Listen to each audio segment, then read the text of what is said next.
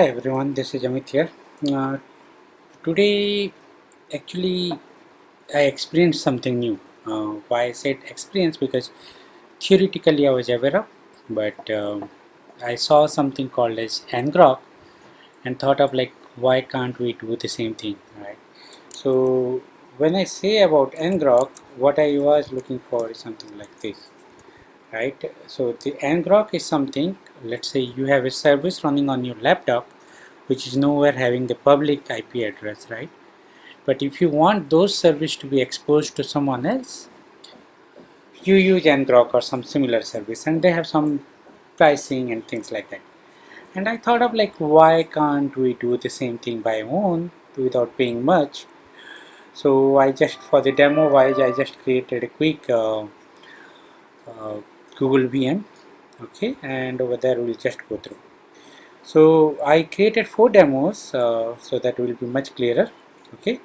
So the ultimate goal what we are looking for is accessing the non-public IP services over the internet, right? So let's start. I just made this quick demo notes, okay.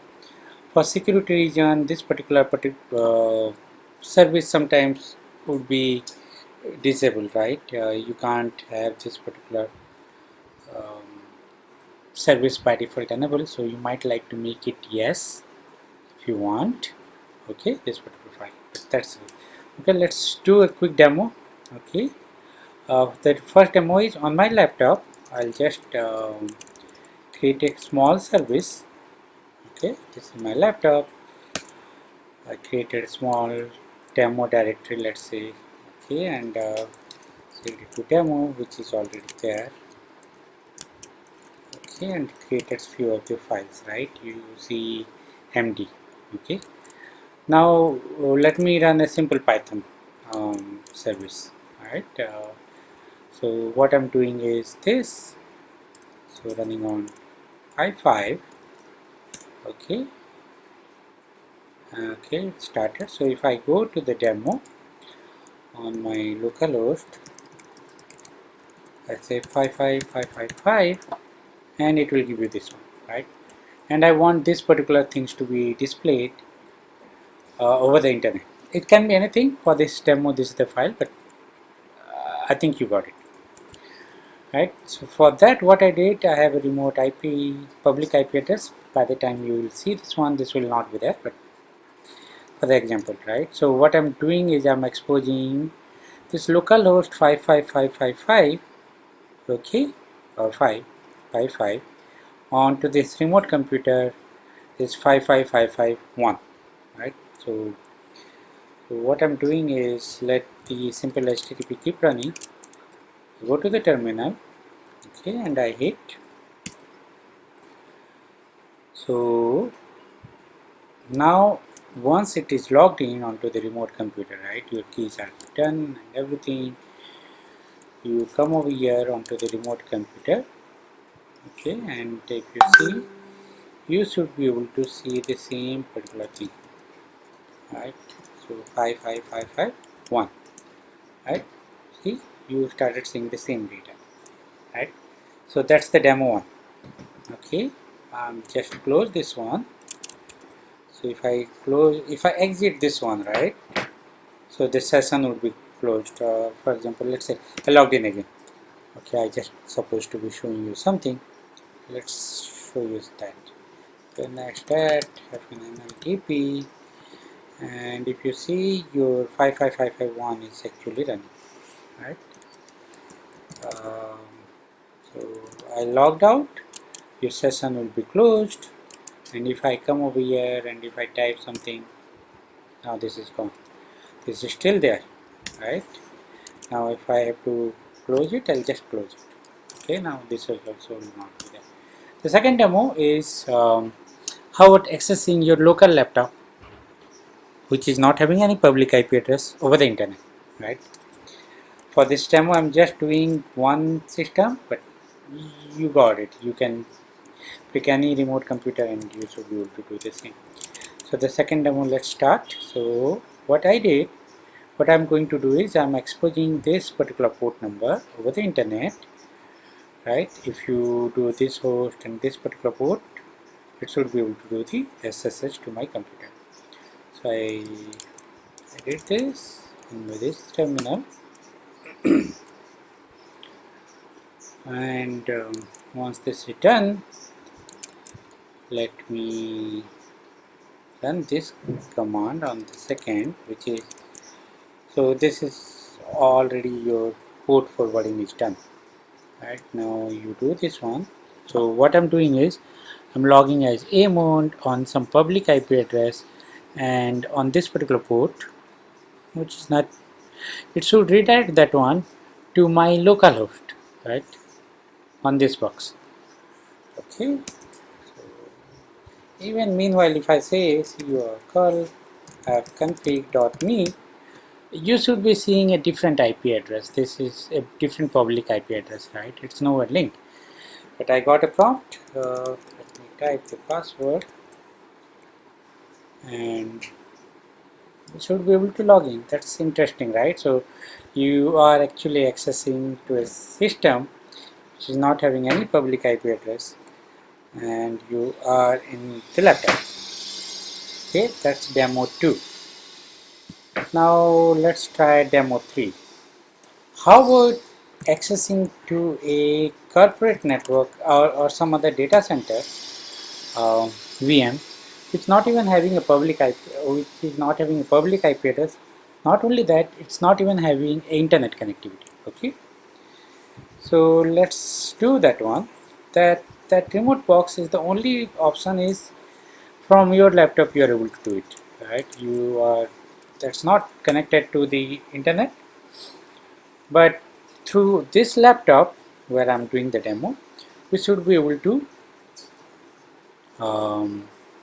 expose that computer, that VM, which is behind lot of things which not even having internet, and the service would be exposed over the internet, right? So let's do ping www.google.com, right? No ping. Forget about it. You might think of DNS, so ping 8.8.8.8, right? Not even IP address, so nothing is there. It's not connected to internet, right? For this demo, let me log in as root. Not necessary, but let's say that, right? And let's say if I might be having something like test. Okay, cd test, cd test, and then I created some of the different file. Last time it was md file, right? .md. Now I'm doing .text and A to C. So let's take this one. Let me run a simple HTTP service on this. Right? So now that my laptop has the access to this particular VM, which is not even connected, so from my laptop, if I access to this particular URL,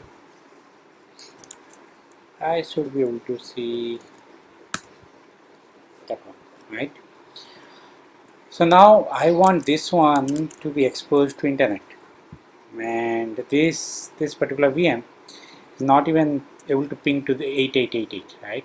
So that's what we're trying to do. So what we'll do is, we on the second terminal don't even actually have to log in. You don't really need it. What you have to do on your laptop, okay, from your laptop, one end is the VM's this particular 8888, another end is to this public IP address 3333, right? So what I'm telling is doing a reverse forward from my laptop, whichever the request comes from the internet, which is this IP address port 33333, it will land to my laptop, and my laptop will forward that request to 88888 of this particular VM, which my laptop have the access, because you saw this one, right? We opened it. So for that, what I did, I'm not actually logging to any remote VM. This is my laptop, right? The VM laptop. I just execute. Let me execute this particular command. Okay, And now if I go to this particular public IP address, right, and on this public IP address, let's see, and I type 33333, see, you are seeing a hosted service which is there running on a VM which don't even have a internet access. I believe you got it. Now let's see something else. How about logging to this particular VM, this VM, right, which don't even have the internet access, right? Let me close everything, log out and log out.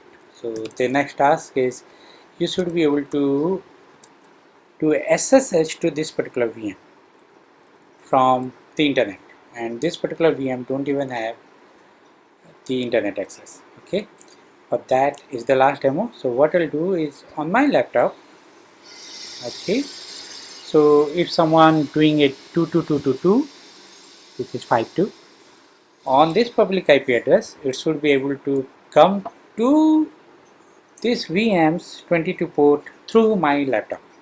Okay, let's see if it is working.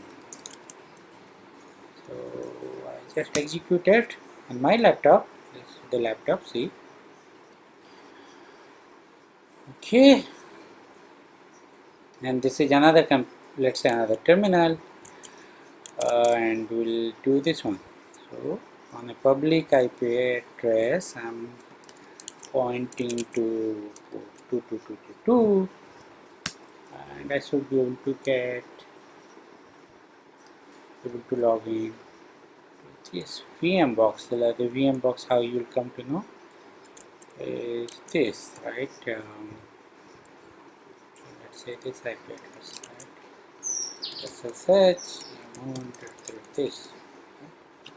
See, it's logged in, right? Okay. Okay. Hopefully, this will help you how to expose particular service from your laptop to the internet for demo, or from a VM